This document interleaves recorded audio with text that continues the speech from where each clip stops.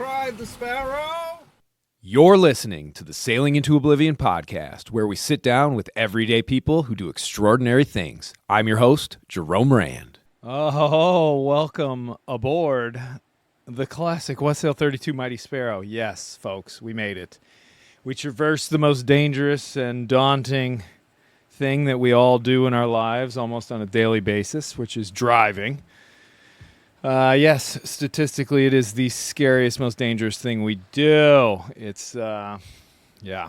So we made it. And actually, it wasn't too bad as far as trafficy things and weather. We had a bit of rain. We're in the thunderstorm sort of season down here. So I am definitely expecting this little passage to be, I don't want to call it sporty, because sporty has a whole different meaning when you're out on the ocean, but definitely a little lightning-y and a little thundery and a little squally, because I know there are definitely, with all this heat, there's going to be a lot of thermals and a lot of action going on out there. But I figured, let's throw back to the old tradition of doing a pod straight away as we get onto the boat. And I have to say, I don't know what I did last time I was here, which was actually not all that long ago. It was only, what would have been, basically a month ago.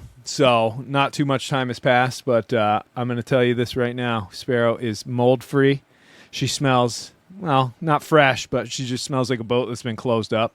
And, yeah, all the laundry is done. Everything is clean. The dishes are clean.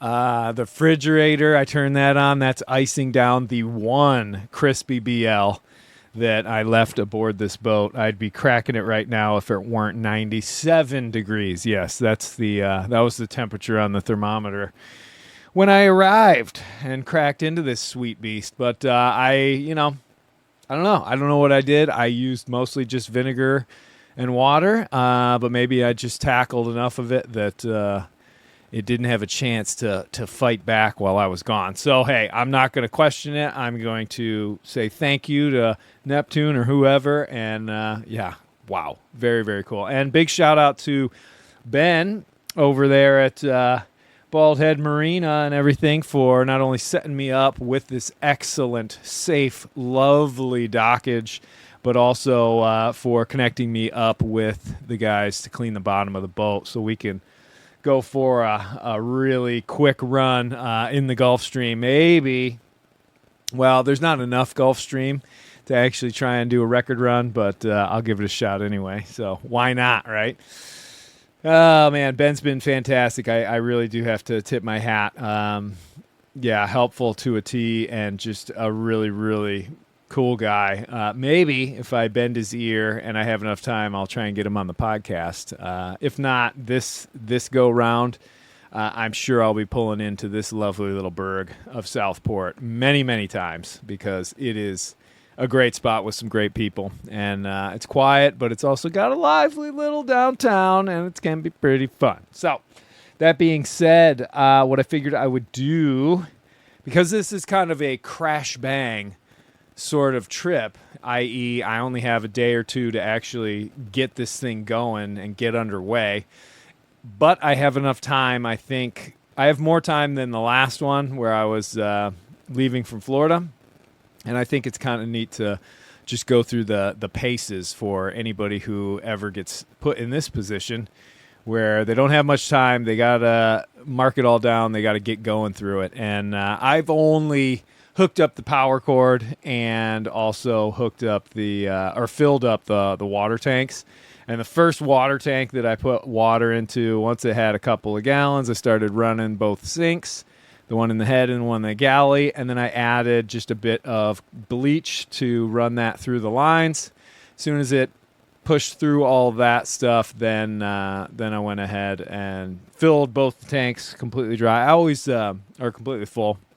I always like to drain the tanks if I'm going to be gone for, I don't know, even more than a week, I suppose, just to prevent any sort of weird growth and all that sort of stuff. And it seems to work pretty well. I like it, and I think it's a decent habit to get into. I don't know. email me your thoughts on that. We haven't had too many bad water issues here aboard Sparrow, but the batteries were definitely all topped up, sitting at 14.1 with just the solar. And we're looking pretty swagoo. I'm most happy about the non-mold thing, because I thought for sure I was gonna have to spend the first like 3-4 hours just cleaning, wiping all the stuff down, more vinegar, more water, and also while I did all the laundry. But I think we're going to be pretty clean and clear. Obviously, I'm going to give everything a good little once over just to freshen it all up a bit. But those were really the only couple of things. And then just pull all the stuff that was piled up down below, i.e. the staysail in its big old North Sails bag. Shout out to North Sails. And then also the beanbag chair that had to go up top. Got a little extra stowage aboard this time, an AC unit, and then also a electronic skateboard, which I got to figure out how to stow that thing. I'm hoping I don't have to take trucks off, because maybe I'll just take the wheels off. We'll have to sort of see. Besides the point, I'm getting off into the weeds. But what I'd like to do is what will like kind of the normal step-by-step process of, okay, we've got this 700-mile trip ahead of us. I only have set amount of time to do certain things. And what sort of stages am I going to go through? And essentially, after opening the boat up and just getting some fresh air down here, I really need to know more than anything how much time I actually have. So that's going to involve checking the weather and checking the tide. But before we do that, like I always say, if you want to help support this show, this podcast, keep it going, keep future adventures possibly going, consider becoming part of the Patreon family or one-time donations via Venmo and PayPal. All those links are in the description. With the merch, we got the books, children's books, audio books, and the shirts and all that. That's all in the description as well. Big shout out to Rust Belt 950. We're hoping to get that underway. And if you would like to and are going to be in the Indianapolis area in early October 2nd, we're going to be doing a show open to the public. We're selling tickets for it. We're going to be selling books at it. It's going to be a lot of fun. So October 2nd, Indianapolis. Check a link in the description that says tickets for Indianapolis, and you can pick those up. And then also, if you have any questions for me or inquiries about coaching or consulting and obviously the speaking engagements, like if you got an event, you want to spice it up a little bit, you want to bring some people in, sailingintooblivion.com. Check that website out, and then you'll be able to take care of all those needs. Sweet. Okay, that was fast. That was fun. Now, I got the old iPad out because there's 2 apps that I'm going to be utilizing here. Because I have Wi-Fi. Now, this trip, it should be known, is going to be pretty much stock and standard as far as technological stuff. And you know what? Before... Oh, jeez. I got driver back. Oh, driver back. Before I get into any sort of plotting and planning... my number one rule whenever you are about to get underway, you got passage planning to do, any of that sort of stuff. Where does it start, everybody? That's right. It starts with a pad of paper and a pen. And actually, this is, believe it or not, I purchased a bunch of these back in Rockland, Maine at Goodwill for $1 a piece. Composition books with that funky black binding and the really interesting color pattern. Yeah, you might all remember those from school way back when, before computers and all that took over. God, I'm just sweating bullets. I got sweat all over the mic. I'm going to pull this thing off. Jeez Louise. Sorry for the noise. Oh, I'm sure that's going to make the edits. Okay, first and foremost, check Iridium Go. And I only really want to mark that down, so we're going to set that aside. Because 1, I need to check to make sure it works still, and 2, I need to make sure I have minutes to be able to do my little weather downloads on the old Luck Grib, and be able to text people that need to know where I am every day, all the time. Love you, Ma. Happy to do it. Okay, so first and foremost, let's see. I'm going to go straight to windy. Or no. I'm sorry. Let's not check the wind yet. Let's check the currents and the tides. Now, essentially, we want to be leaving here. I'd really like to be leaving with the tide. Like, tide is pushing me out to cut the time that I have to be in the channel with the motor running. Get me out. Unless there is a really opposing strong wind or anything, I'm not too worried about getting out.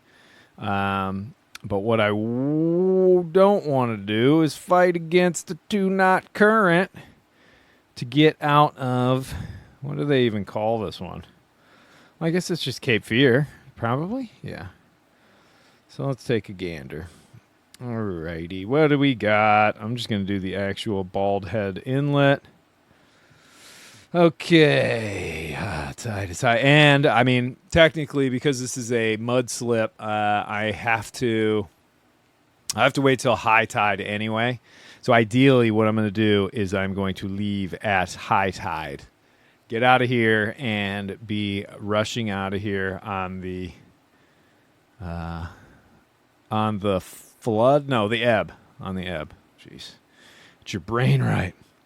Okay, so we have low tide at...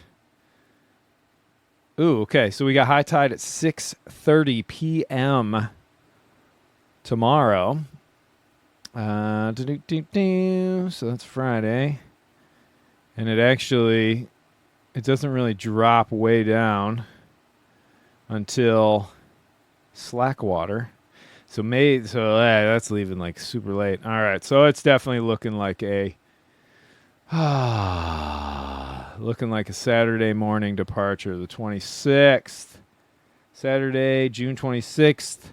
If I disembark from here at like 9:30, then by 10:30 we're at Slack, and then it's pushing us right out. And I can probably leave. Yeah. Well, I could probably leave a little earlier. Okay. So it's going to be a departure in the morning, unless for whatever reason I decide I want to go at night the night before, which I don't think I will. So those are my two options. So Saturday morning, Friday evening. Let's take a gander at the old windy and see what our weather is going to be. Because essentially, until I know exactly what day I'm going to be leaving, then that shows me how much time I have to provision, to do all the things that I need on my checklist. So it just gives me a little bit of gives me a little alleyway. No, not alleyway. Gives me gutters. No, gives me bumpers. Gives me wiggle room. I don't know. It gives me guidance. Let's just say that. Okay, so for our actual departure, and I'm just going to be looking right now at Cape Fear to Cape Hatteras. And let's speed this along because I can't imagine how boring this is. Just got easterlies. All right, we're not... Come on, baby. Oh, boy, the old Internasty is a little slow here. Ba-dum-bum-bum-bum-bum. All right, it's not showing me anything yet. Well, in any event, okay, there we go. Awesome. So we're looking at a nice little westerly, which is no big deal. That actually isn't going to affect the outflow. What about Friday evening? It's a little more southwesterly, and it's a little stronger, actually. We're looking at... Oh, geez. What are we looking at? We're looking at about 13 knots. Okay, well, that's nothing.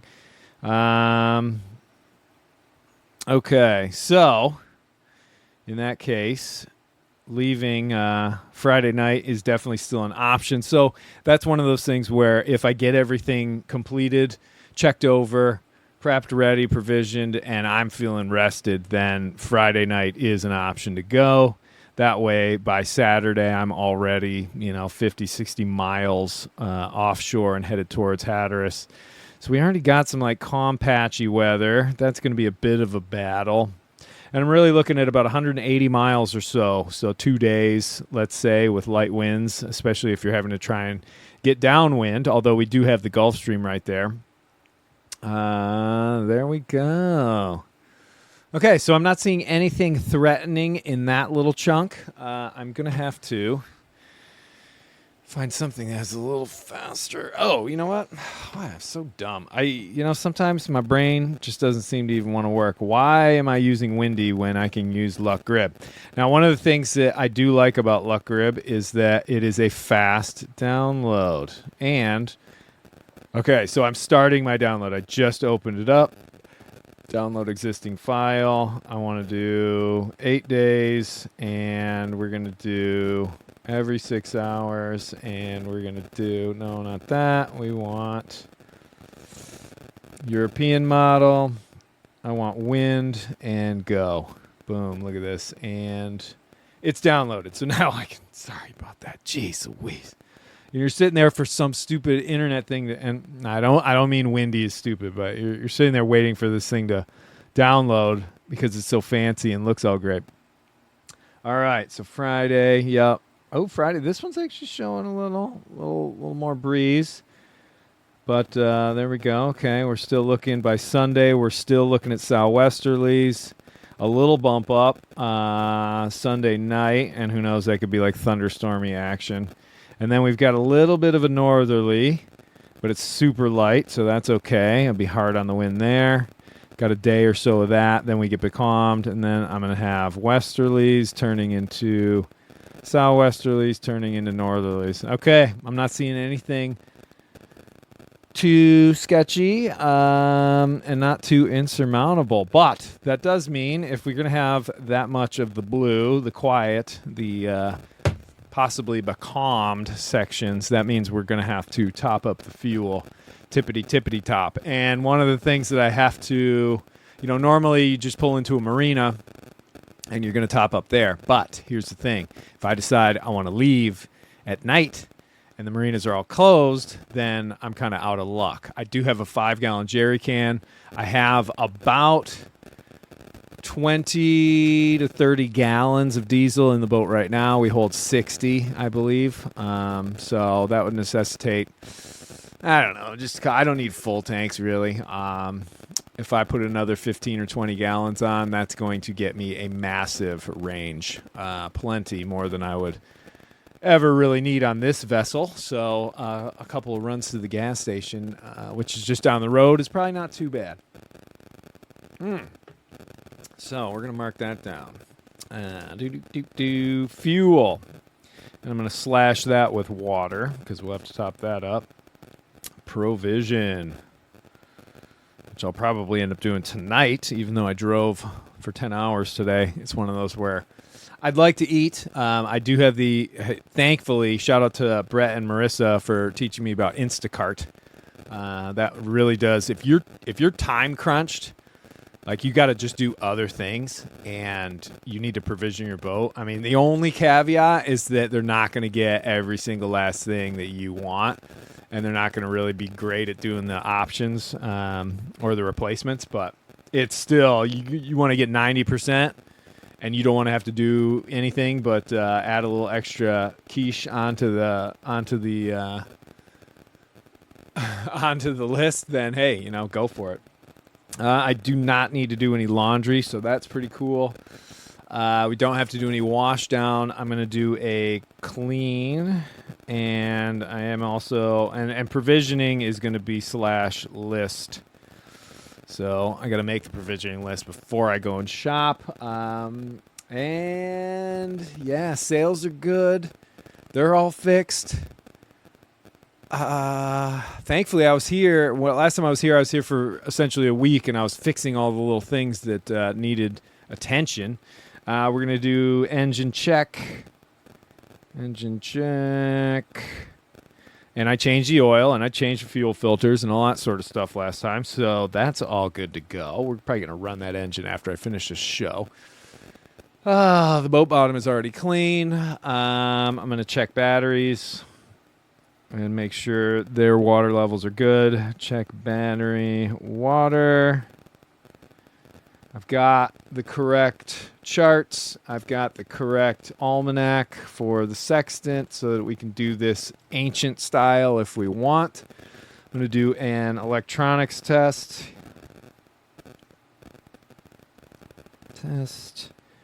Make sure things like the AIS, the VHF, I don't really use the chart plotter, but having those two would be good. Check Iridium Go, got that already. And let's see, swap bunks. But I'm going to do that tomorrow. Because normally when I am in the marina or at anchor or something like that, just living aboard and not actually sailing, I always sleep up in the bow, up in the forepeak. It's nice and roomy. It has a big, lovely area, but it also opens up the cabin for things like this podcast, for instance. Makes it a little more homey aboard the Mighty Sparrow rather than kind of feeling like you're... I can remember bringing people down here one time when I had the bunk set up in here, and it's sort of like, well, I guess you guys sit on my bed. And I don't know. This boat's big enough where I don't think you really have to do that. Other than that, I think it's just basically the life raft. Yes, we got to lash the life raft. Had that up there for the other vessel that we were using the last week, and I brought it back down. Lash the life raft. And yeah, I can't really think of anything else that really needs doing. Now, this list obviously is going to change. It's going to grow because there's a lot of things that off the top of my sweaty little head I can't remember right now. So this list and this pen live on the nav station. They do not move until the day we go, until everything is absolutely checked off. And that's like a rule. That's kind of just, what I got to do. Ooh, I'm going to put exercise valves. Exercise Seacox. I have not, there's a couple of them that I have not opened and closed in quite some time, and I don't want it to be a bear. Found another one. So in my past voyages, to prevent the prop from freewheeling, one of the things that I've been using is a pipe wrench. And it works really well, but it is a super huge pain in the butt to actually put in there and actually clamp onto the prop shaft. And I sort of was thinking there has got to be a better way. And I'm not 100% sure if it'll actually work or not. But I was kind of thinking, man, a nice little wedge would be able to, in between the hull and the actual prop shaft, that should stop it, right? The other thing was to get a pipe wrench that I can then add a whole bunch of padding to around the actual handle so that when you hook it on, you don't have to go all the way back like I've been doing recently. I don't know. You'd have to see it to understand. But I'm going to just put shaft stop. Because that's one where it's just such a pain to do that. I wish I had like a clamp. Ideally, I'd have a little vise clamp in there mounted so that it's kind of just mounted around the prop shaft so that all I had to do was go and just tighten this thing down until it stops. And I've seen those on boats. I've seen hydraulic ones and all that sort of stuff. But yeah, we've just never had that aboard Old Sparrow. So that's my list. Sticking to it. I think my refrigerator may have cooled off my crispy BL. So let me just, let's see. Oh, jeez. It's just after 6 p.m. Oh, it would be nice just to kick back for a hot second. That's cold enough. Oh, jeez Louise. You get done with these big drives, and even though you've been sitting the whole time, it's kind of nice to sit some more afterwards without having to pay attention to other cars. Oh, man. That is what we needed. Delicious. Oh, God. So good. So sweaty. Wow, okay. So we got to start fueling tonight and everything. Holy smokes. This is gonna be pretty fun. Obviously I'm nervous, always am. Anytime I'm gonna go offshore, there's hazards out there. I think for this trip in July, the biggest thing is gonna be thunderstorms and all that sort of stuff, sweeping sort of off the coast. But again, thunderstorms, they're I don't know. The most violent ones I've ever been through have always been tropical waves near the doldrums. Those can last for hours and hours and be seriously brutal. I have gone through some pretty ugly systems off of Cape Hatteras as well. But I don't know. It's one of those things where you get used to them, I think, after a while. And it's really just the same system. You see it. And even at night, if you don't see it, once the winds hit you, or once you feel the cool air or just feel the threat might be around. I mean, obviously, if you're seeing lightning and stuff, you just want to be poised and ready to react. And, for old Sparrow, a lot of times, I might err on the side of caution as far as if let's say I'm sailing with full main, staysail, and a drifter, because it's light winds and I see the lightning and I know it's coming towards me and it's starting to get close. Typically at that point, maybe I would take the drifter down and either replace it with a smaller jib or, depending on my boat speed, maybe just have the staysail and main ready to go. Because with the staysail and main, remember, you can reef the main in just a matter of like a minute or two, but you can also bear away when it hits you. You can take that time, you bear away, you can drop your staysail, you can reef that mainsail, and it gives you that sort of time to sort of react. And the only reason you don't just sit there and reef your sails down, when you see lightning for the first time, it's like you could literally be wallowing doing 1 knot for hours and hours and hours, and then actually find out that the storm it just dumped all of it over there, and what little wind you did have is now completely gone, and you end up basically missing an opportunity. And that's where I think a lot of the whole idea of like practicing those maneuvers so that you gain that sort of edge of like, okay, this is how long it takes me to do these things. I'm going to stay hyper aware of what's around me.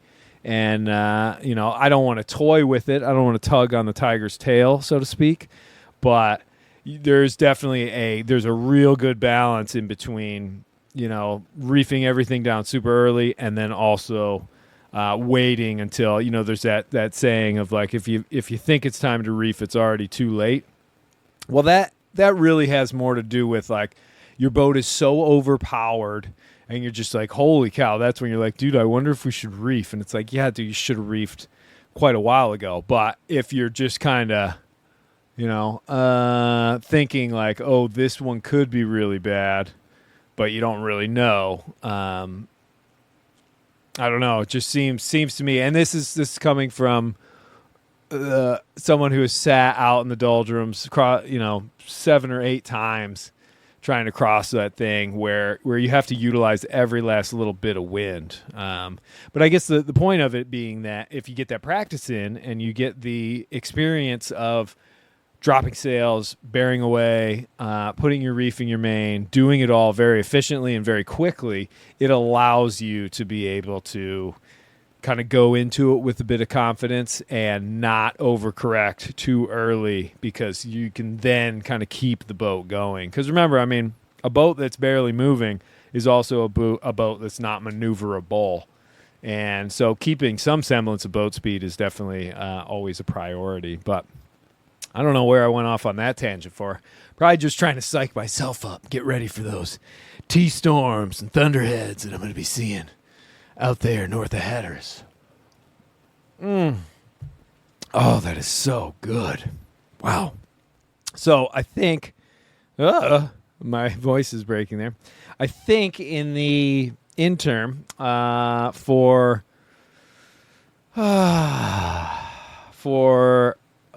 use of time, good use of time. If I have to keep running over, because I only have one 5-gallon tank, I might hit my buddy Charlie up over here,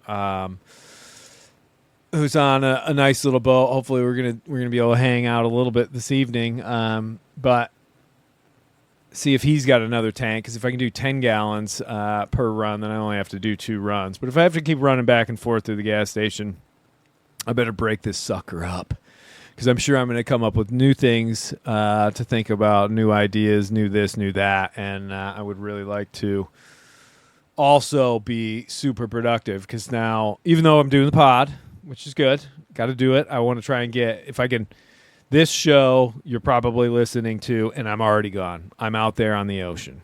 The next show you listen to, I'm still out there, and hopefully almost on the way to Cape Cod.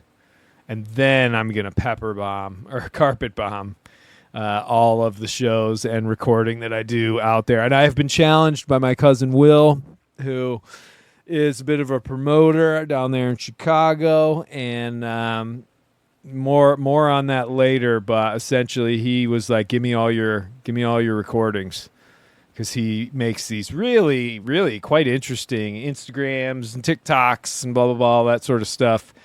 He's good at it. He's talented, and whereas I am not, but I have quite a bit of content, and he seemed very keen to put some things together, and we'll see what he comes up with. It should be kind of interesting. I've always hoped that someone would take an interest in it and see some potential with a little bit of time and skill in the art of editing and all that sort of stuff.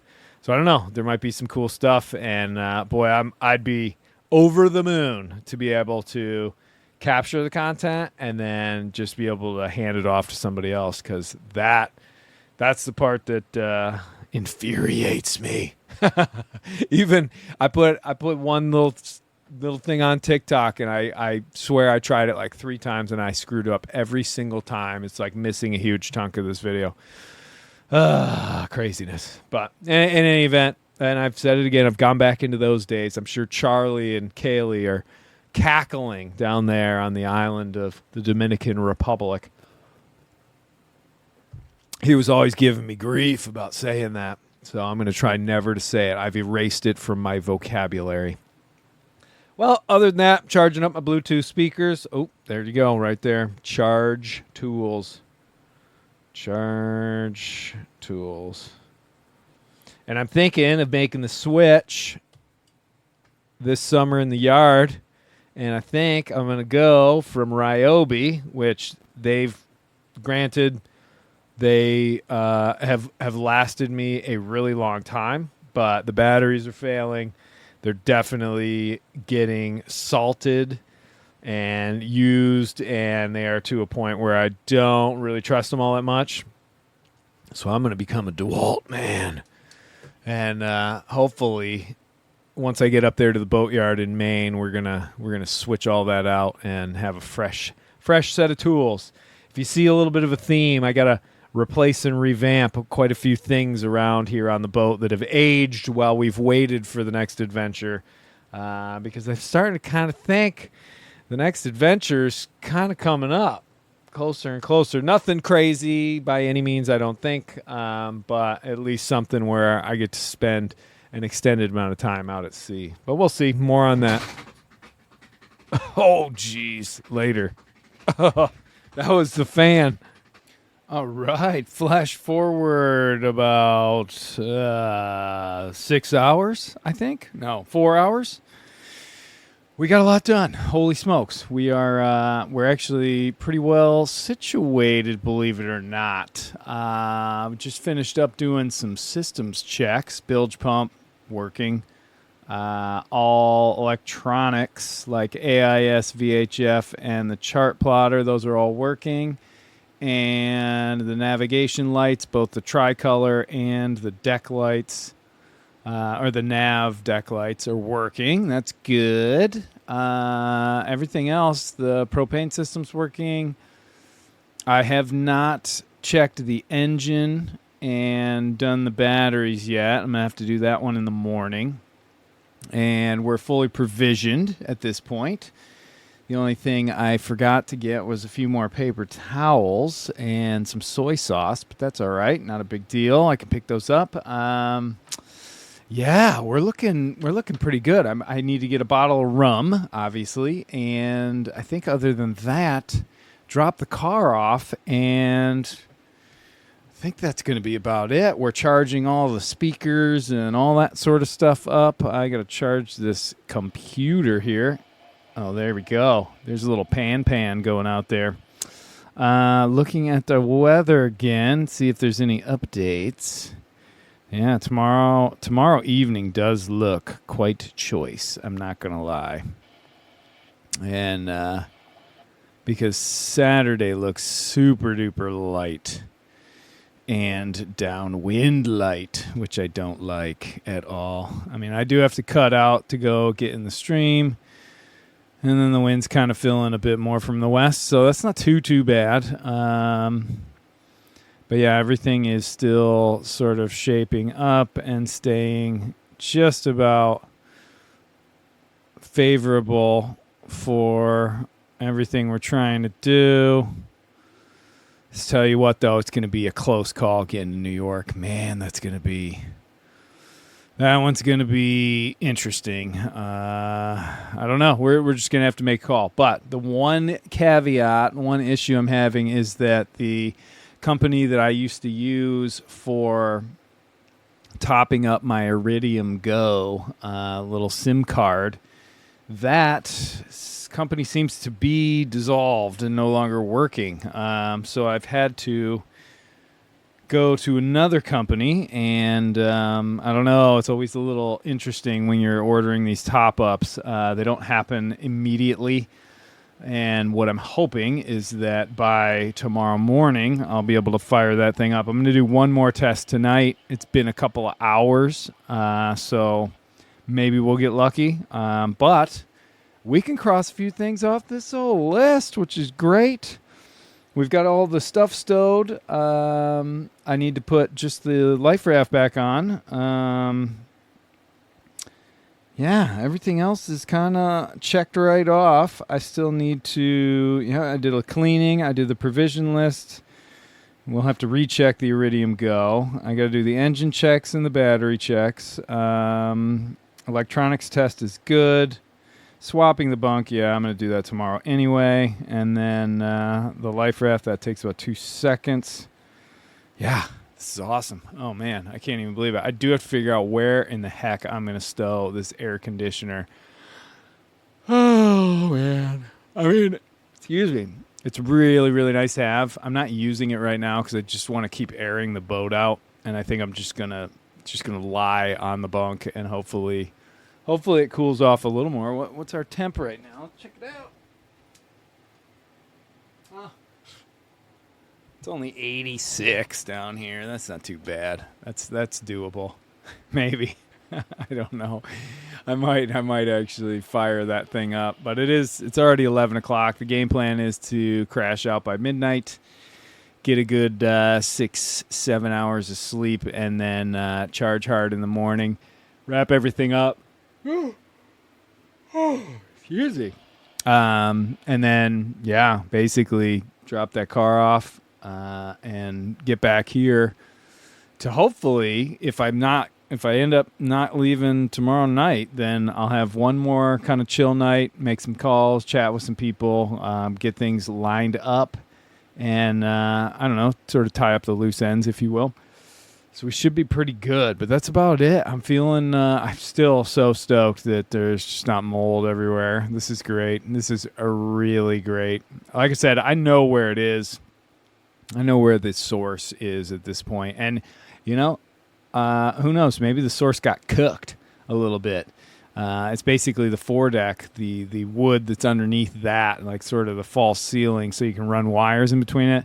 Pretty sure that's all pretty gross and moldy. So that's the area that I'm going to pull all of it out and basically rip all that out of there, replace it, and go from there. So we shall see. But that's a project for the yard, including quite a few others. So I'm pretty tired, pretty exhausted, but feeling good. And yeah, it's nice to have. I'm so glad the fridge is working too. That's awesome. I didn't have to do my little trick. She's just running, and the bottom's clean. Man, we're in pretty good shape. I'm waiting until the other shoe falls. You know, who knows what? Maybe I'm just gonna go out and get my butt kicked for like 7 days out there.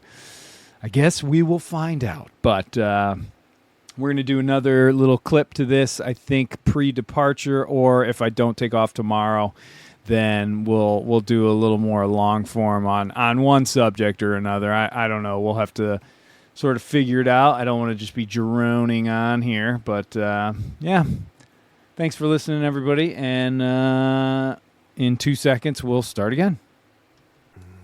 Good morning, everybody. Whoa. You ever feel like you get off the road and you've been hit by a truck? Oh, that is definitely great way to start a podcast there with the old yawn. Love it. Let me get this mic adjusted. Oh, in honor of Mark and Steph, I've got my instant espresso this morning. Ooh, hot. Delicious, though. Oh, I haven't had that in actually a little while, which is kind of interesting. I find that it is very much high octane, very delicious, but it's like a every once in a while treat, if you will. So, oh, geez, what do we got? All right, well, we slept in the AC last night. That was actually pretty decent, except it just couldn't push its way up forward to the old forepeak. So it was a little hot until the wee hours of the night, but neither here nor there. I got some good sleep. I feel pretty rested. And this coffee is definitely making it okay. Oh, golly, that is just good. All right, so today is the day we just have to pull the trigger, or, well, we pull the trigger one way or the other, I should say. Where's the old, gotta go get this. Oh, it's so clean in here. I love it. All right. These pauses and all this stuff going on. Okay, we're testing out the Iridium. We're going to check the weather. That's really the only real caveat, or not even caveat, but the only real, like, what if or questionable aspect right now is just that we might not have the ability to download weather when we go out there, which isn't the worst thing in the world. If I stay reasonably close to shore, I should be able to get weather forecasts through the VHF for almost the whole trip. Sorry. I did it again. But we shall see. I've got Iridium Go. I've got the old phone. We're going to try and throw a text out there. And now for the listeners out there, I use my iPad, which was a great addition when it came to checking the weather. Compared to your phone, it just gives you a big screen to be able to really dissect things. And I used to always use my computer when I was doing the old actual, like, just a sat phone thing and hooking that up to the computer. But boy, that was rough. Those connections took forever, and it was not a very enjoyable experience. I just remember being so nervous and so frustrated. Like, I'm in like the Southern Ocean, just like, please, please, watching this green bar slowly ticking over, trying to actually get me all downloaded. Oh, what a pain that was. All right, I'm not seeing anything on that yet. And let's go to Luck Grib. See if we can grab a day. Weather files, Iridium Go, download. Let's go 1 day. Download, start, download. All right, let's see if it works.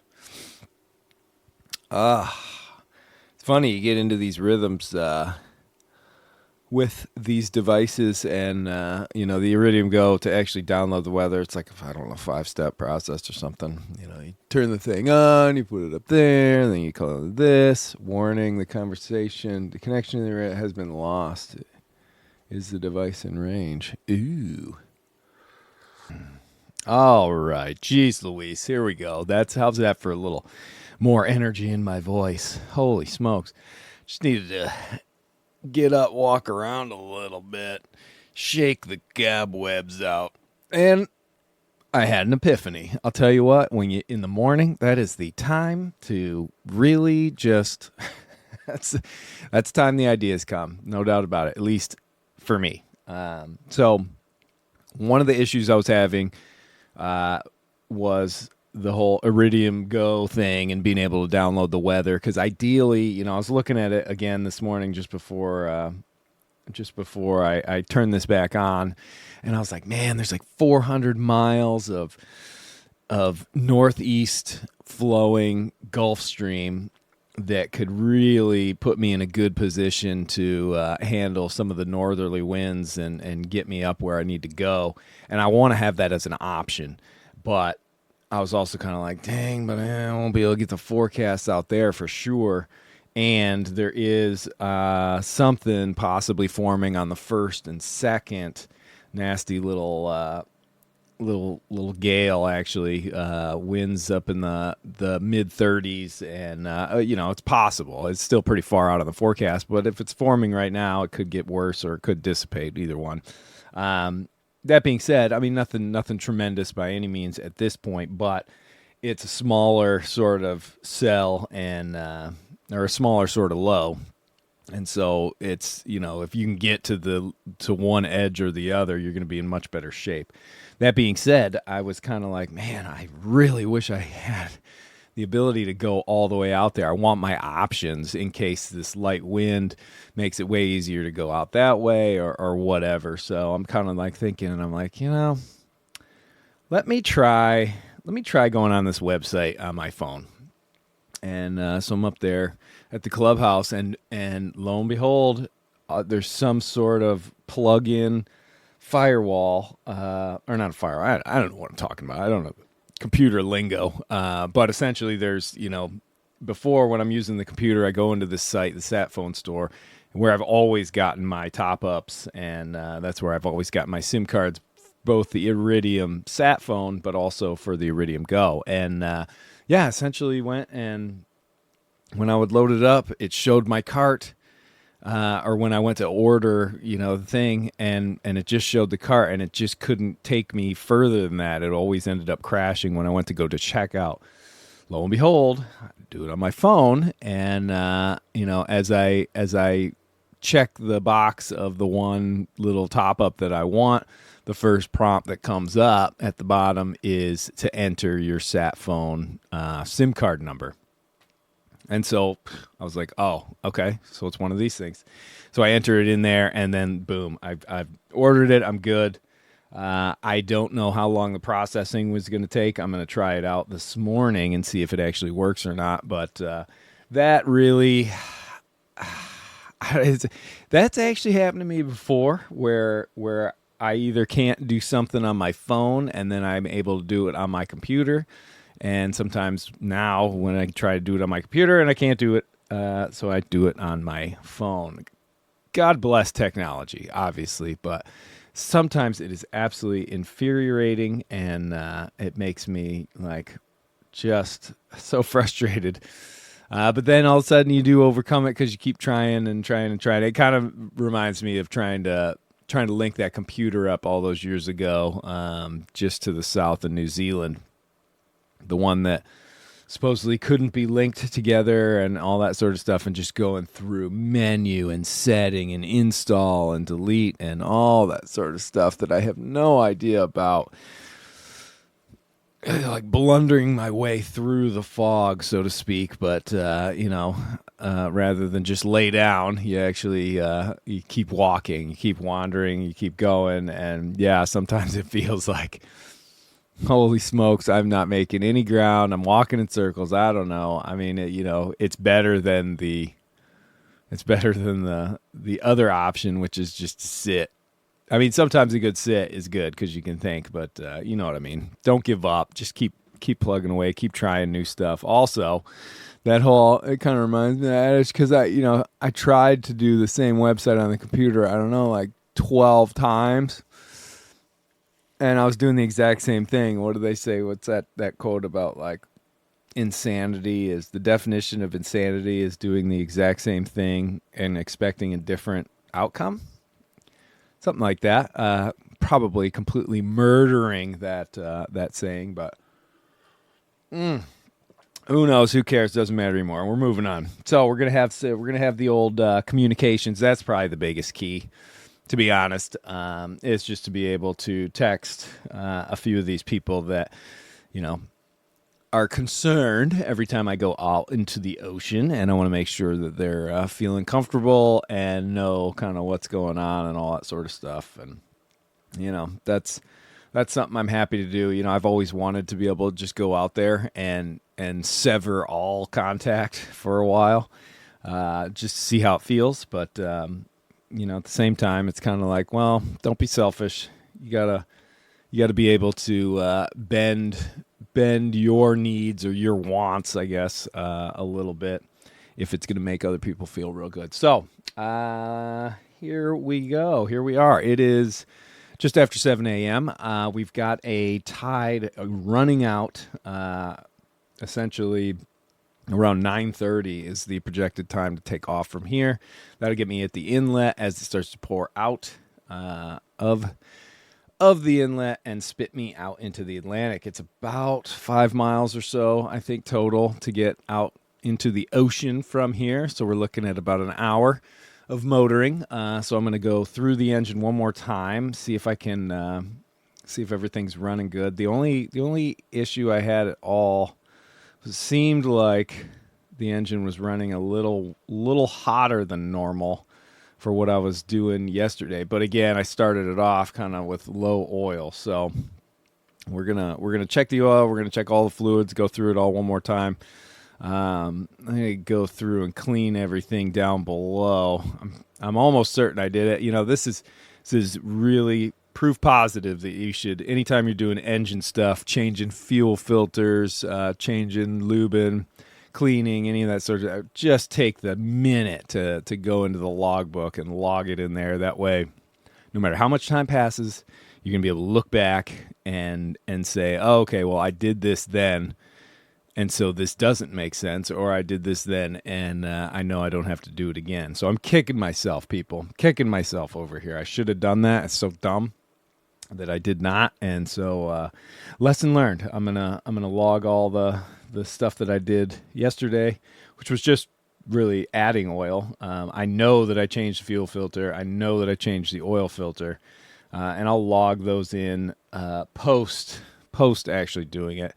But yeah, hopefully we're gonna have a nice, easy motor on out of Southport and be on our way into the Atlantic sometime around noon. That would be pretty cool to hit the ocean at noon, and we got light winds. We're going to be wrestling with that, so I'm expecting some drifters and full mainsails. Hopefully, there's enough breeze that we can actually sail and not have to motor much at all, because we want to get out to that Gulf Stream and at least ride that sucker all the way up to Hatteras. That's the game plan. So that's going to be about 160 miles once we make our turn around Frying Pan Shoal.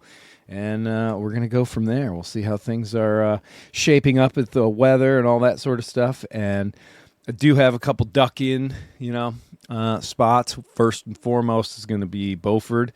If things get a little awry, something doesn't seem right, engine, anything, we can go ahead and duck in there and either pull up to the city docks or, if it seems like, there's just no way I'm going to be able to make it all the way up there in time for these talks, then, maybe we might have to do a full game plan change, see if we can pull into, some place like TJ's and see what's going on up there.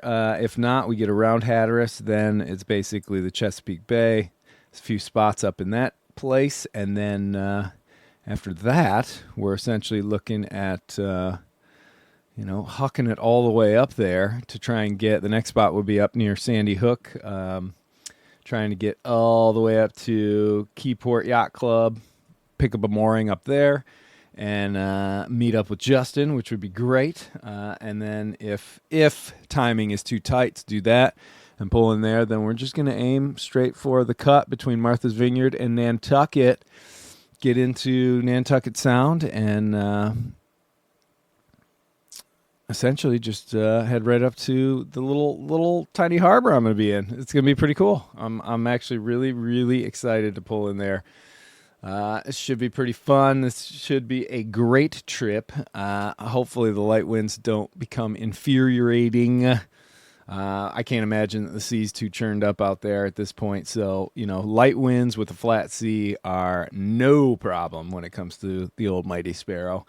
It's when that residual swell sticks around. That's where it gets a little frustrating. That mast is it's swaying so much that you can't grip that wind. But that's it for the show.